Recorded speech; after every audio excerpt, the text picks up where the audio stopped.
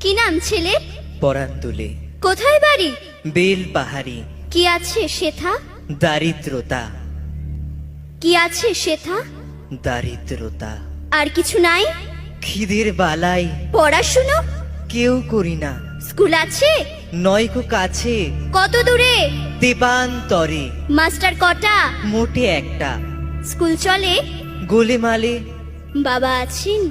স্বর্গে গেছেন। মা কোথায়? রোগ সজ্জায়। সংসার চলে? ভিক্ষা পেলে। থাকিস কোথায়? গাছের তলায়। ঝড় বাদলে? ভিজি জলে।